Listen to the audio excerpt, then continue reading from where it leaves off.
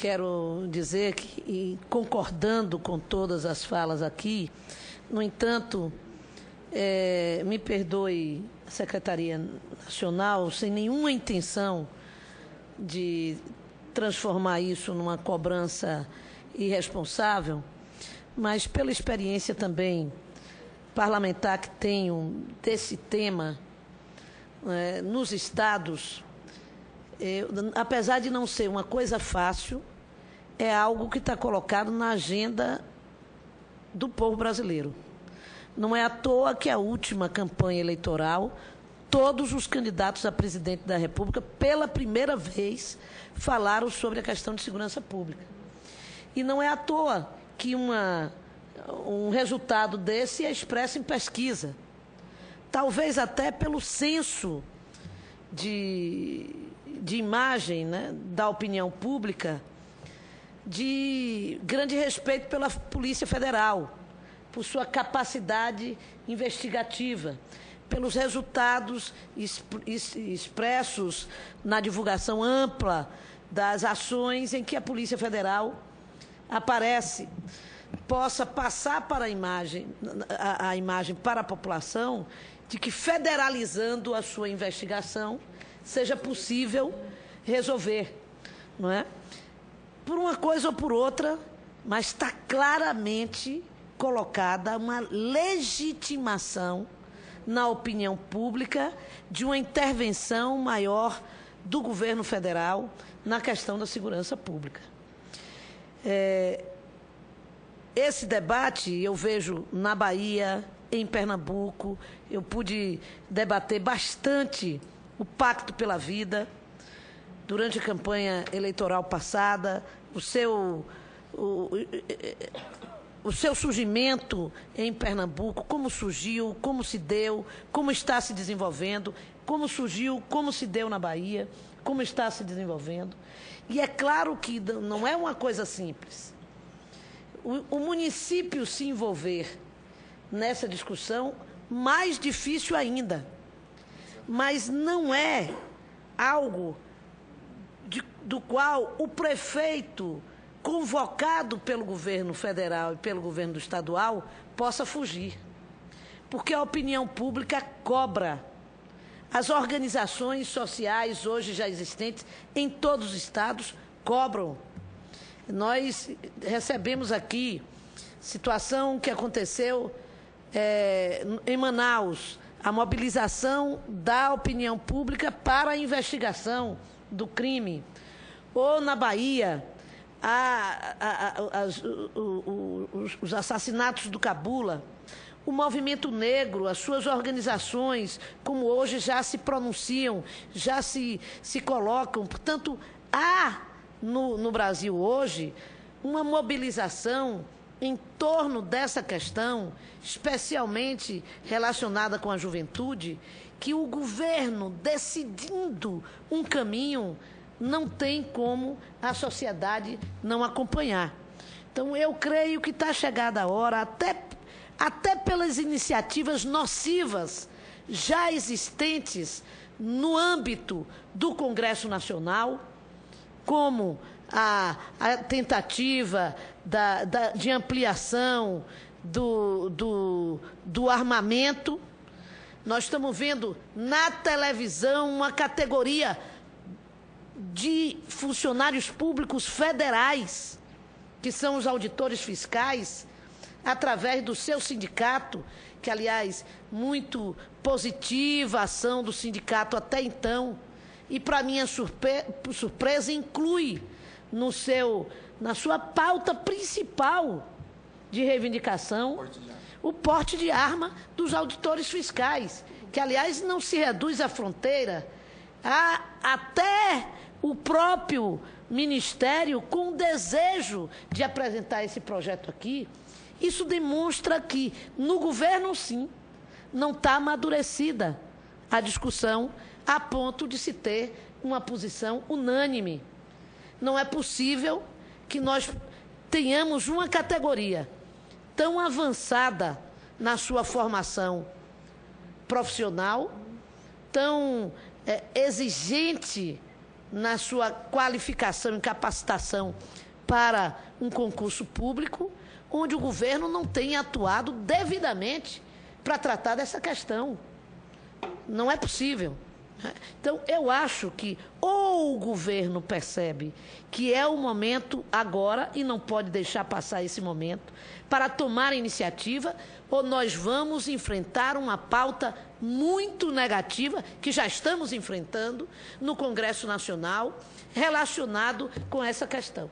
E essa pauta não vai parar de acontecer e nem vai se restringir à maioridade penal.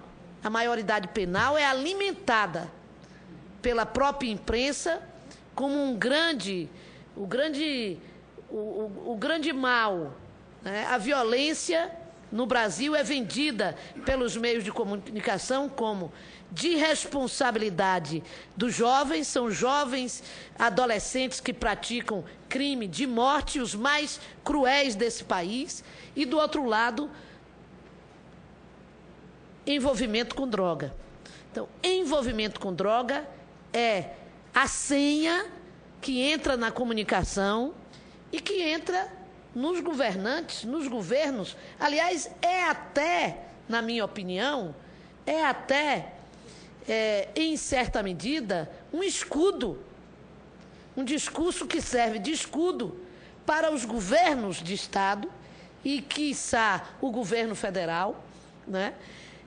Para justificar a incapacidade do Estado brasileiro de agir frente à violência. É como se nós fôssemos absolutamente impotentes diante da droga, que, aliás, não é nem tratado assim.